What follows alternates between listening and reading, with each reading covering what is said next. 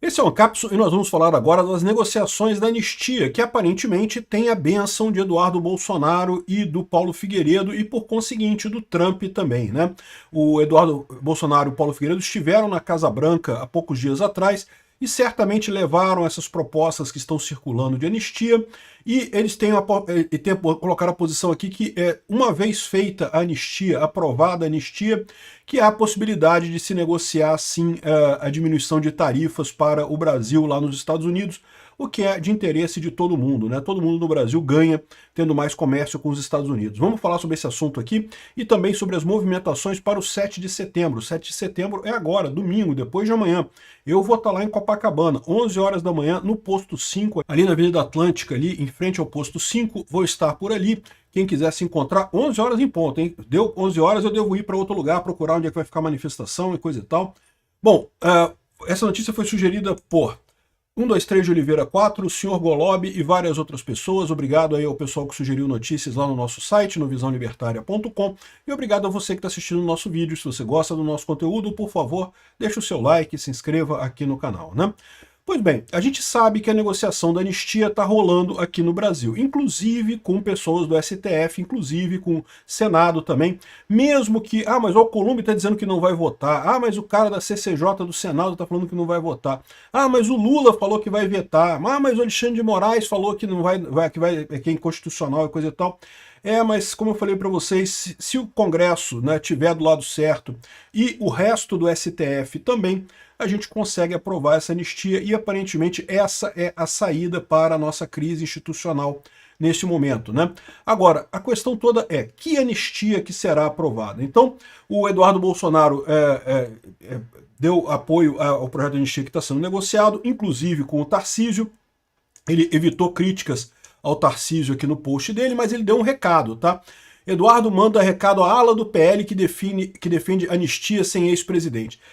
Parece que saiu uma matéria aí no jornal brasileiro dizendo que existe uma ala do PL que quer anistia, mas que acha que é melhor fazer anistia sem o Bolsonaro, fazer anistia só para o pessoal do 8 de janeiro e tirar o Bolsonaro fora, que dessa forma seria mais fácil de aprovar a anistia. Ou seja, é basicamente aquela anistia do Alcolumbre, né, que ele está querendo fazer uma anistia muito levinha, com redução de pena e não sei o que lá e coisa e tal, e já teria negociado com o STF, a gente falou sobre isso ontem. O Eduardo Bolsonaro falou que, olha só, esquece isso daí, não vai ter anistia. Não, assim, qual anistia que eles vão aprovar? Ninguém sabe, mas se for aprovada uma anistia que não envolva Bolsonaro, as sanções vão continuar do mesmo jeito, não vai ter nenhuma solução com os Estados Unidos, né? E aqui, ó, tá aqui, ó, essa foi foi a CNN que falou aqui, ó. A ala do PL defende Jair Bolsonaro fora da anistia. A apuração da analista política Juliana Lopes, da CNN Arana, revela que um grupo dentro do partido acredita que a não inclusão do Bolsonaro pode facilitar a aprovação de projetos para beneficiar condenados pelos atos, né? O que é um absurdo completo, não tem lógica nenhuma isso daqui.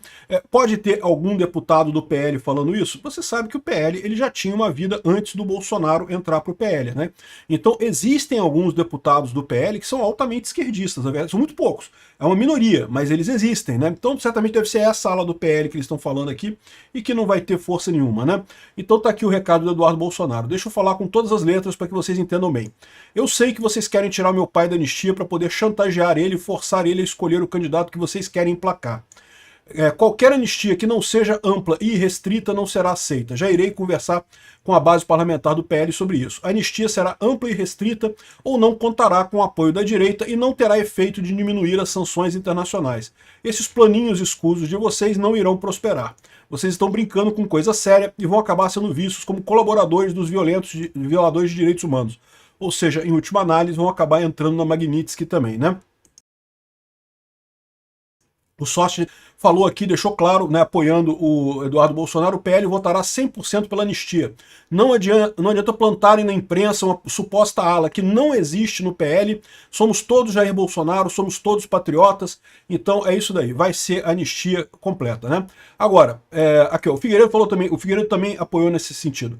Na discussão de se a anistia vai ter ou não fulano, Bolsonaro, ou se vai ser ou não aprovada, na prática é fútil, quase infantil. Haverá anistia ampla, geral e restrita, mesmo que seja necessário antes destruir todo o estabelecimento brasileiro.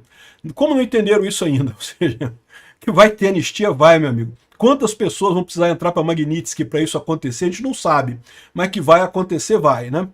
E aqui, ó, falar em anistia já é uma enorme concessão, muito maior do que deveria, para permitir uma solução rápida e uma saída honrosa para o Supremo.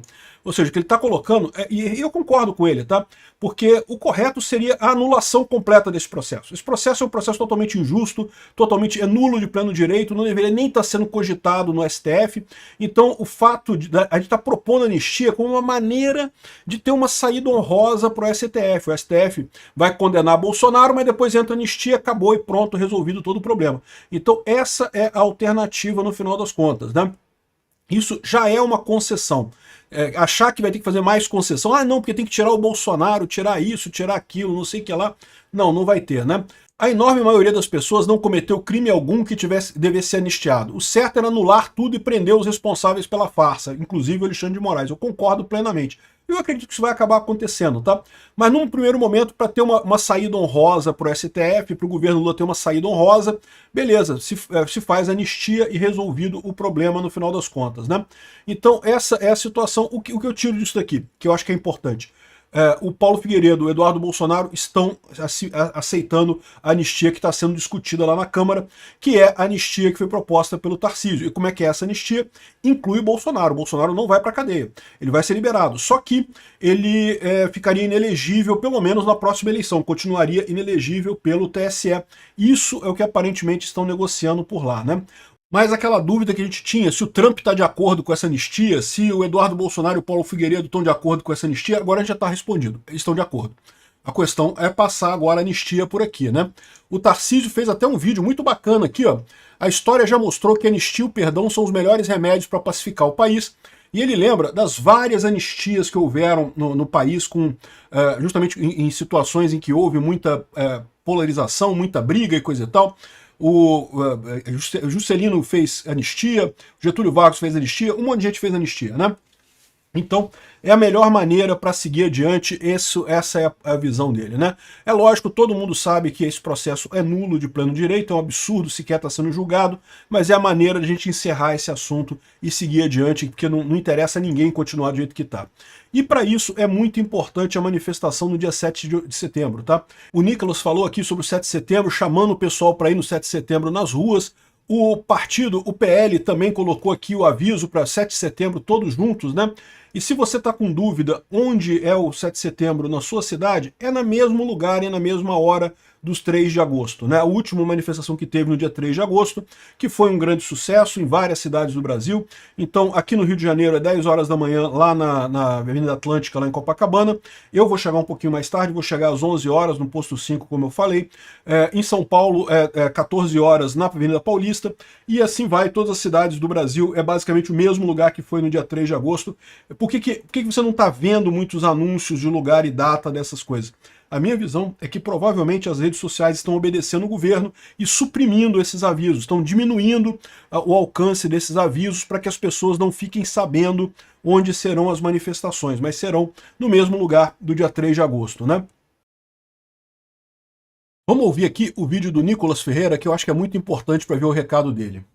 Eu pensei em fazer um longo vídeo para te convencer a estar na rua no dia 7, mas não vai ser preciso porque é muito mais simples do que você imagina.